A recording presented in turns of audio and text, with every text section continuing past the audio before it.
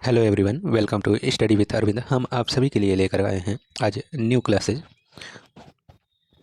जो आप सबके आगामी परीक्षा केवीएस, यूपी, टीजीटी, पीजीटी आदि परीक्षा में जो है यह क्लास बहुत ही महत्वपूर्ण साबित होगी। तो आज की क्लास का टॉपिक है कला का अर्थ एवं परिभाषा। तो चलिए स्टार्ट करते हैं। कला का अर्थ। कला जो है संस्कृत भाषा का शब्द है। कला जो है संस्कृत भाषा का शब्द है। संस्कृत भाषा के आचार्यों ने इसकी व्युत्पत्ति कल, कड और कम धातु से मानी है। तो जो कल और कड कम धातु हैं जो है ये इसका अर्थ देखते हैं क्या होता है। तो कल धातु का अर्थ है प्रेरित करना। कल धातु का अर्थ होता है प्रेरित करना। कड धातु का अर्थ होता है प्रसन्न करना। कम धातु का अर्थ होता है इच्छा करना। तो यह तीनों जो धातु हैं इसका अर्थ भले ही अलग अलग हो पर इसका संबंध जो है कला से ही है, क्योंकि प्रेरित करना, प्रसन्न करना या इच्छा करना यह तीनों जो है कला से ही जुड़ा हुआ है। तो कला शब्द का प्रयोग सर्वप्रथम ऋग्वेद में हुआ है। तो कला शब्द का सर्वप्रथम का प्रयोग कहाँ हुआ है? ऋग्वेद में हुआ है। यह जो कलाकृति है आपके स्क्रीन पर, यह राजा रवि वर्मा जी द्वारा चित्रित किया गया है। गोपिका इस कलाकृति का नाम है और यह तैले माध्यम में चित्रित किया गया है।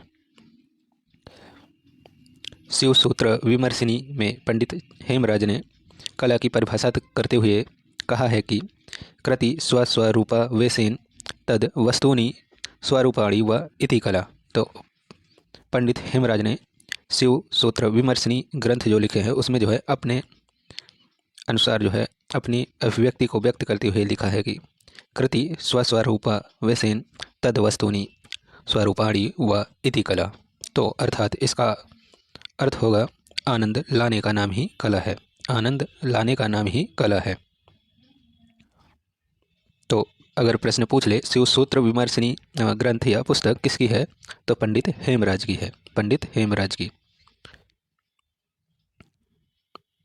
आगे बढ़ते हैं। कला शब्द का प्राचीनतम प्रयोग ऋग्वेद में इस रूप में हुआ है। तो कला शब्द का जो प्राचीनतम प्रयोग हुआ है वह इस रूप में हुआ है, कला यथा सफ मग शृण स नयामति। तो कला का प्रयोग जो है ऋग्वेद में इस वाक्य के रूप में किया गया है। आचार्य भरत मुनि ने लगभग पहली सदी में कला शब्द का प्रामाणिक उल्लेख अपने ग्रंथ नाट्य शास्त्र में किया है। तो नाट्य शास्त्र जो ग्रंथ है वह भरत मुनि जी द्वारा लिखित ग्रंथ है। अगर प्रश्न पूछ ले कि नाट्य शास्त्र ग्रंथ किसने लिखा है, तो भरत मुनि सही होगा। तो नाट्य शास्त्र में जो है भरत मुनि ने जो है लिखा है कि ना तज्ज ज्ञानम ना तच्छियत्यम तच्छियत्यम ना सा विद्या ना सा कला। तो न तज ज्ञानम न तच्छेत्यम ना सा विद्या ना सा कला, यह जो है लाइन जो है लिखे हैं आचार्य भरत मुनि ने अपने ग्रंथ नाट्य शास्त्र में। कुछ कला कला के प्रति विद्वानों ने विचार दिए हुए हैं। तो चलिए देखते हैं कि कौन से विद्वान या दार्शनिक जो है अपने विचार व्यक्त किए हैं कला के माध्यम कला को लेकर के। तो प्लेटो ने कहा है कि कला सत्य की अनुकृति है। कला सत्य की अनुकृति है अथवा समतल धरातल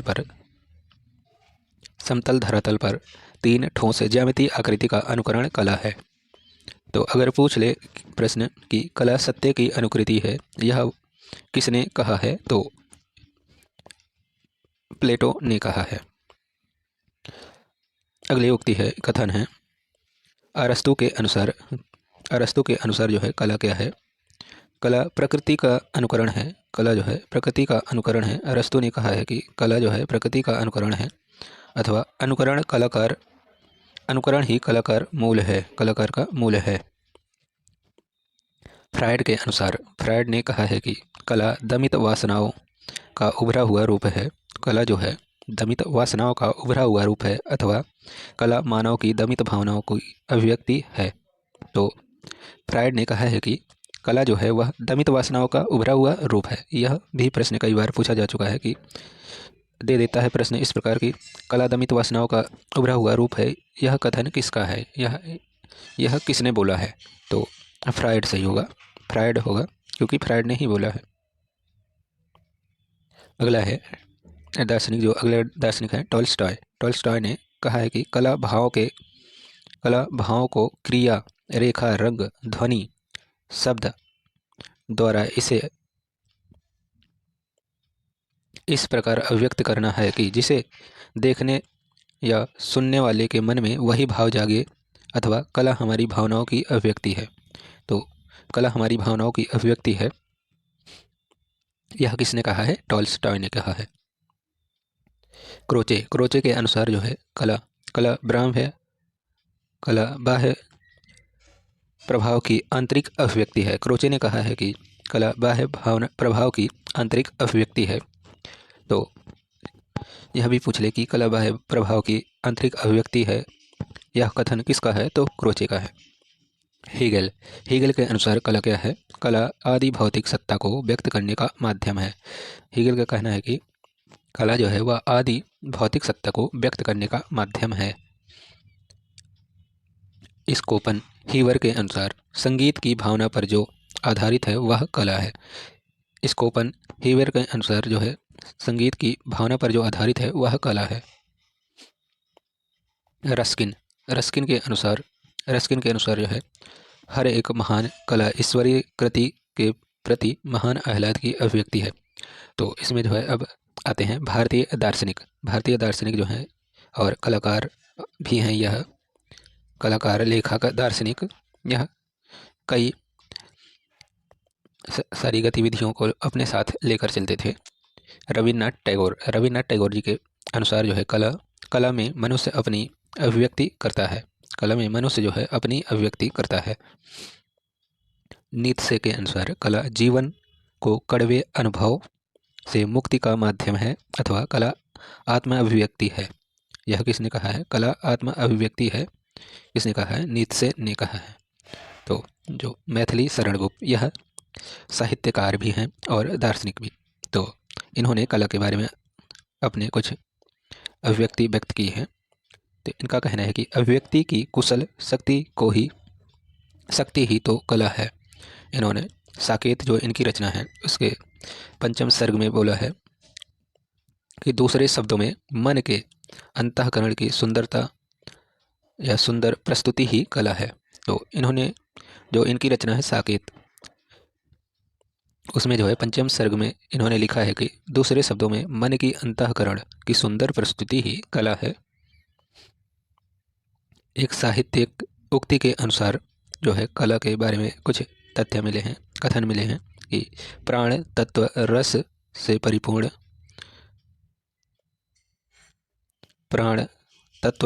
परिपूर्ण रचना ही कला है। महात्मा गांधी के अनुसार कला क्या है? महात्मा गांधी जो है कला के बारे में बोले हैं कि कला आत्मा का ईश्वरीय संगीत है। कला जो है वह आत्मा का ईश्वरीय संगीत है। जयशंकर प्रसाद के अनुसार कला क्या है? जयशंकर प्रसाद जी ने बोला है कि ईश्वर की कर्तव्य शक्ति का संकुचित रूप जो हमको भाव बोध के लिए मिलता है कला है। डॉक्टर भोला शंकर तिवारी के अनुसार कला में मनुष्य अपनी अभिव्यक्ति करता है। यह थी आज की जो कला का अर्थ एवं परिभाषा और उससे जुड़े कथन जो विद्वानों ने बोले थे, दार्शनिक एवं विद्वानों ने बोले थे कला के बारे में। तो अब कला से संबंधित ही कुछ प्रश्न पूछे गए हैं पूर्व की परीक्षाओं में, तो चलिए उसको सॉल्व करते हैं। प्रश्न है, कला शब्द का सर्वप्रथम प्रयोग हुआ था। तो कला शब्द का सर्वप्रथम प्रयोग किस ग्रंथ में हुआ था? ऑप्शन 1 रामायण, 2 महाभारत, 3 ऋग्वेद, 4 सामवेद। तो कला शब्द का सर्वप्रथम प्रयोग जो है कहाँ हुआ था, किस ग्रंथ में हुआ था? तो इसका ऑप्शन 3 सही होगा, ऋग्वेद में हुआ था। जो कला शब्द का सर्वप्रथम प्रयोग है वह ऋग्वेद में हुआ था। अगला प्रश्न है, कला संस्कृत भाषा का शब्द है। संस्कृत भाषा के आचार्यों ने कला की व्युत्पत्ति कल, कड और कम धातु से मानी है। तो कल धातु का अर्थ क्या है? कल धातु का अर्थ क्या है?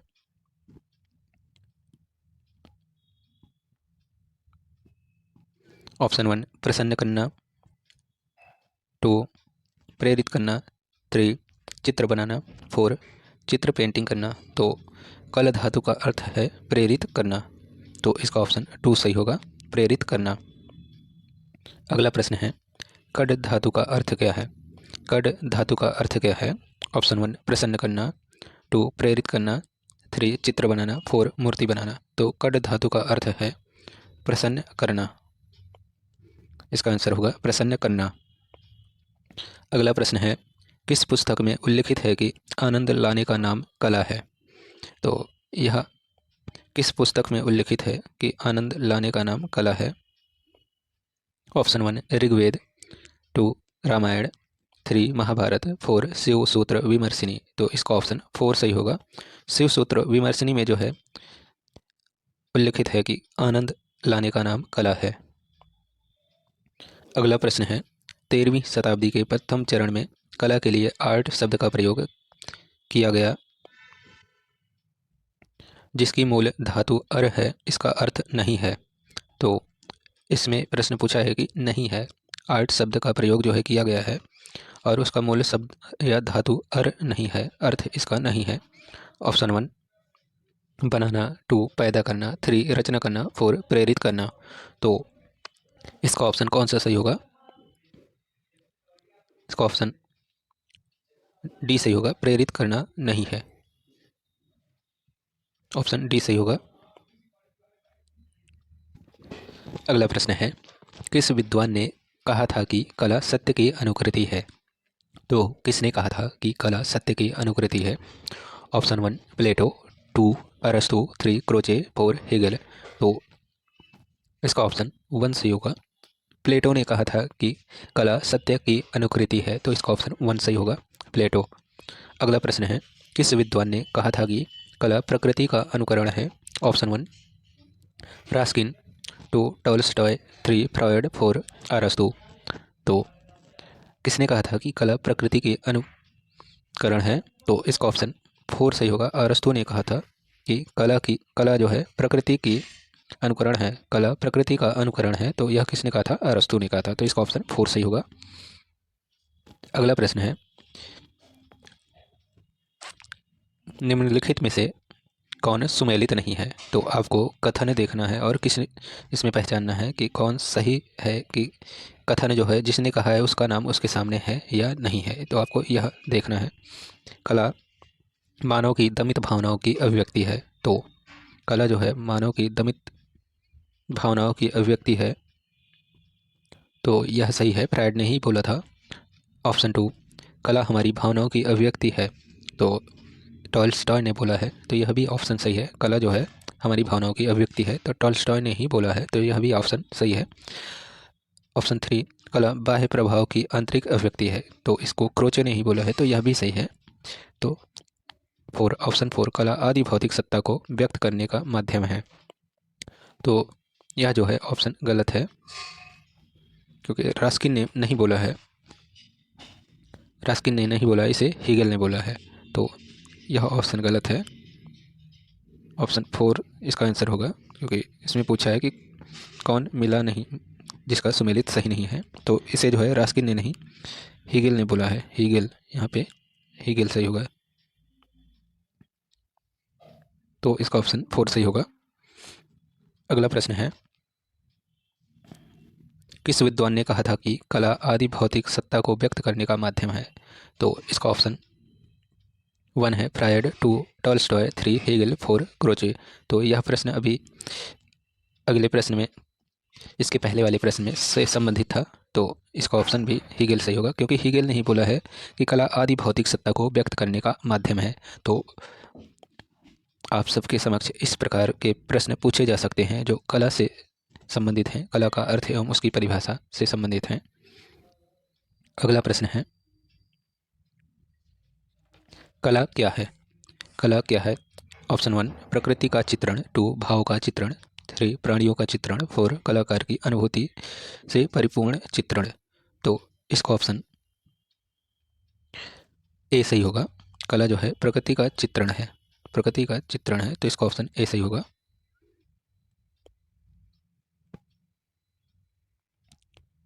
प्रकृति का चित्रण ही कला है, इसका ऑप्शन ए सही होगा।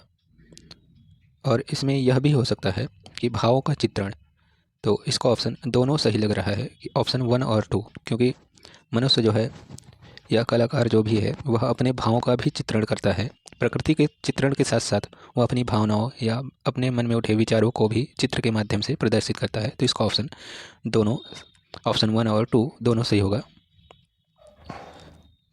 अगला प्रश्न है, भारतीय चिंतन के अनुसार कला का प्रमुख लक्ष्य है। तो भारतीय चिंतन के अनुसार जो है कला का प्रमुख लक्ष्य क्या है? ऑप्शन 1 हृदय स्पर्शी आनंद प्रदान करना। अगला प्रश्न फिर से देखते हैं। कला क्या है? प्रकृति का चित्रण, भावों का चित्रण, प्राणियों का चित्रण, कलाकार की अनुभूति से परिपूर्ण चित्रण। तो इसका ऑप्शन जो है 4 सही होगा, क्योंकि यह इसका सटीक आंसर प्राप्त हो रहा है। तो इसका ऑप्शन, क्योंकि कलाकार की अनुभूति से परिपूर्ण चित्रण में जो है उसमें प्रकृति का चित्रण भी आ जाएगा, भाव का चित्रण भी आ जाएगा और प्राणियों का चित्रण भी आ जाएगा, क्योंकि कलाकार जो अनुभूति करके चित्रण करता है उसमें जो है यह सभी समाहित होते हैं। तो इसका ऑप्शन 4 सही होगा, कलाकार की अनुभूति से परिपूर्ण चित्रण। अगला प्रश्न है, भारतीय चिंतन के अनुसार कला का प्रमुख लक्ष्य है।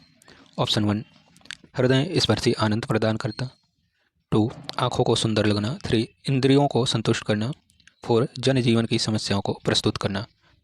तो यह प्रश्न जो है 1999 में टीजीटी परीक्षा में जो है पूछा जा चुका है। तो इसका ऑप्शन 1 सही होगा, हृदय स्पर्शी आनंद प्रदान करना। हृदय स्पर्शी आनंद प्रदान करना जो है इसका आंसर होगा, क्योंकि भारतीय चिंतन के अनुसार कला का जो प्रमुख लक्ष्य है कि हृदय स्पर्शी आनंद प्रदान करे लोगों को, यही लक्ष्य है।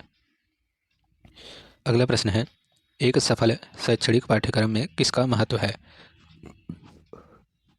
ऑप्शन 1 कला, 2 साहित्य, 3 कलाकार, 4 कला एवं साहित्य। तो यह प्रश्न भी जो है टीजीटी परीक्षा 2003 में पूछा जा चुका है। तो इसका ऑप्शन जो है 1 सही होगा, एक शैक्षणिक पाठ्यक्रम में जो है कला का महत्व है, क्योंकि अगर कोई भी सब्जेक्ट है वह कला से नहीं जुड़ी है तो उसको जो है समझाने या पढ़ाने में जो है बहुत सारी कठिनाइयाँ सामने आती है, क्योंकि कला के माध्यम से जो है उसको पढ़ाने का जो पद्धति है वह सरल की जा सकती है। तो इसका ऑप्शन 1 सही होगा, ऑप्शन 1 सही होगा, कला। अगला प्रश्न है, अनुकरण ही कला का मूल है, यह किसने कहा है? तो अनुकरण ही कला का मूल है, यह किसने कहा है? ऑप्शन 1 रविन्द्रनाथ टैगोर, 2 हीगेल, 3 अरस्तु, 4 क्रोचे। तो इसका ऑप्शन 3 सही होगा, अनुकरण ही कला का मूल है, यह जो है अरस्तु ने कहा है। तो इसका ऑप्शन 3 सही होगा। तो यह प्रश्न भी जो है टीजीटी परीक्षा 2011 में पूछा जा चुका है कि अनुकरण ही कला का मूल है, यह किसने कहा है? तो इसका ऑप्शन 3 सही होगा, अरस्तु। अगला प्रश्न है, कला द्वारा मनुष्य अपनी अभिव्यक्ति करता है, यह विचार किसका है? कला द्वारा जो है मनुष्य अपनी अभिव्यक्ति करता है, यह विचार किसका है? ऑप्शन 1 रविंद्रनाथ टैगोर, 2 प्लेटो, 3 रस्किन, 4 अरस्तु। तो यह भी प्रश्न जो है टीजीटी परीक्षा 2013 में पूछा जा चुका है कि कला द्वारा मनुष्य अपनी अभिव्यक्ति करता है, यह विचार या कथन किसका है? तो इसका ऑप्शन 1 सही होगा, रविंद्रनाथ टैगोर। इसका ऑप्शन 1 सही होगा, रविंद्रनाथ टैगोर। अगला प्रश्न है, अजंता और एलोरा की गुफाओं में चित्रकारी कला के विकास के संकेत हैं। तो कला के जो विकास के संकेत हैं किस काल से संबंधित हैं? अ पल्लव, ब चालुक्य, स पांड्य, द राष्ट्रकूट। तो कला के जो विकास के संकेत हैं, अजंता और एलोरा की गुफा की चित्रकारी के समय जो विकास हुआ था वह किस काल में हुआ था? तो चालुक्य काल में विकास हुआ था। तो इसका ऑप्शन ब सही होगा, ऑप्शन 2 सही होगा, चालुक्य। अगला प्रश्न है, ध्रुपद धामार की गायन शैली किसने शुरू की थी, किसके द्वारा शुरू की गई थी? तो गायन की जो है कई सारी शैलियाँ हैं, तो उसमें से एक शैली यह है ध्रुपद धमार की जो गायन शैली है, इस शैली को किसने शुरू किया था? तो अ राजा मानसिंह तोमर, ब तानसेन, स विष्णु दिगंबर पुलस्कर, द अमीर खुसरो। तो जो ध्रुपद धमार गायन शैली है उसे जो है अमीर खुसरो ने के द्वारा शुरू की गई थी। तो इसका ऑप्शन द सही होगा, ऑप्शन 4 सही होगा, डी। अगला प्रश्न है, निम्नलिखित में निम्न में से किस शास्त्रीय नृत्य का उस गांव के नाम पर पड़ा जिसका जन्म हुआ था? निम्न में से किस शास्त्रीय नृत्य का नाम उस गांव के नाम पर पड़ा था जिसका जन्म हुआ था? उस गांव का नाम भी वही है जहाँ पे उस नृत्य का जन्म हुआ है, और उस नृत्य का नाम क्या है यह आपको पहचानना है। अ कुचिपुड़ी, ब कथकली, स भरतनाट्यम, द मोहिनी अट्टम। तो इसका ऑप्शन आ सही होगा कुचिपुड़ी। यह कुचिपुड़ी नृत्य जो है कुचिपुड़ी गांव में ही हुआ था, इसलिए जो उसका जन्म जो है कुचिपुड़ी नृत्य का जन्म जो है कुचिपुड़ी गांव में ही हुआ था, इसलिए इसका नाम कुचिपुड़ी रख दिया गया था। तो इसका ऑप्शन ए सही होगा, ऑप्शन 1। अगला प्रश्न है, निम्नलिखित में से कौन उत्तर भारतीय मंदिर वास्तुकला की विशेषता नहीं है? तो इसमें से आपको पहचानना है कि उत्तर भारतीय मंदिर जो हैं मंदिर की वास्तुकला से विशेषता नहीं है। जो उत्तर भारत की मंदिर बने हैं उसमें इसकी कोई विशेषता नहीं है। आ शिखरा, ब गर्भगृह, स गोपुर, द प्रदक्षिणा। तो इसका ऑप्शन ब सही होगा। जो गर्भगृह है यह उत्तर भारत की मंदिरों में जो है उत्तर भारत की मंदिर की वास्तुकला से संबंधित नहीं है, इसका कोई विशेषता नहीं है। तो इसका ऑप्शन ब सही होगा, ऑप्शन सेकंड सही होगा।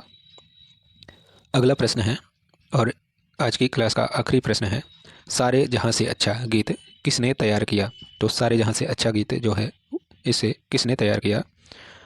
ऑप्शन अ रविन्द्रनाथ टैगोर, ब जयदेव, स मोहम्मद इकबाल, द बंकिम चंद्र चट्टोपाध्याय। तो इसका ऑप्शन स सही होगा, option C Mohammad Iqbal. Option 3 सही होगा, मोहम्मद इकबाल ने जो है तैयार किया है सारे जहाँ से अच्छा गीत को।